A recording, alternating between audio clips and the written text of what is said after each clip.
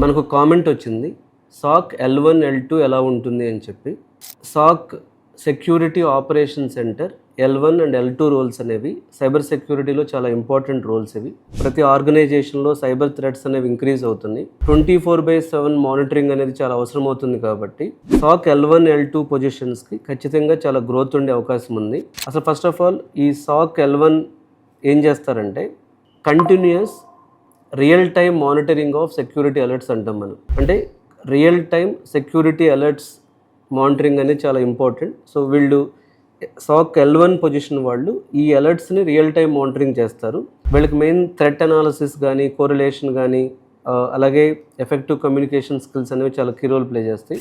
సాక్ L2 వచ్చినప్పటికి level 2 వచ్చేటప్పటికి conducting in depth investigations of security incidents escalated by L1 analyst. అంటే L1 అనలిస్టులు right చేసినటువంటి ఇన్సిడెంట్స్ని in depth investigation చేసేవాళ్ళు level 2. అలాగే సో ఒక రీసెర్చ్ ప్రకారం ఈ సైబర్ సెక్యూరిటీ పొజిషన్స్లో 27% ఇంక్రీజ్ అనే ఛాన్స్ ఉంది. ఫ్యూచర్ పాయింట్ ఆఫ్ వ్యూలో మనం ఒకసారి కెరీర్ పాత్ చూసుకుంటే సైబర్ సెక్యూరిటీ స్పెషలిస్టులది సాక్ లెవెల్ 1 వాళ్ళు 0 to 2 years ఎక్స్పీరియన్స్ అనుకోవచ్చు.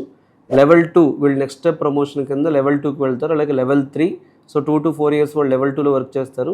సో లెవెల్ 3లో 4 to 6 years అనుకోవచ్చు. అక్కడ నుంచి టీమ్ లీడర్ మేనేజర్గా సైబర్ సెక్యూరిటీలో ప్రమోట్ అవ్వడం జరుగుతుంది 6 to 10 years. So required skills కూడా లెవెల్ 1 అనేది కొంచెం ఈజీగానే అవ్వచ్చు. బేసిక్ సెక్యూరిటీ నాలెడ్జ్ ఉంటే సరిపోతుంది. అడ్వాన్స్డ్ అనాలిసిస్ ఫోరెన్సిక్ నాలెడ్జ్ అనేది లెవెల్ 2లో కావాలి. సో ఇది కెరీర్ ఎంట్రీ పాయింట్కి లెవెల్ 1 పనికి వస్తుంది. బట్ కెరీర్లో ప్రోగ్రెస్ అవ్వడానికి లెవెల్ 2 పనికి వస్తుంది. అలాగే సో రెండింటికి కూడా డిమాండ్ హై ఉంది మార్కెట్లో.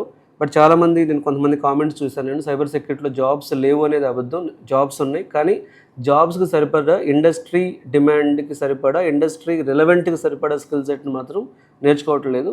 ఏదో బేసిక్ సైబర్ సెక్యూరిటీ నాలెడ్జ్ తెలుసుకుని దాని మీదే జాబ్ వచ్చేస్తుందన్న ఇంప్రెషన్లో ఉంటున్నారు. అలా కాకుండా మీరు సైబర్ సెక్యూరిటీలో ఇన్డెప్త్ నేర్చుకోగలిగితే ఖచ్చితంగా కూడా బెటర్ ఫ్యూచర్ ఉంటుంది.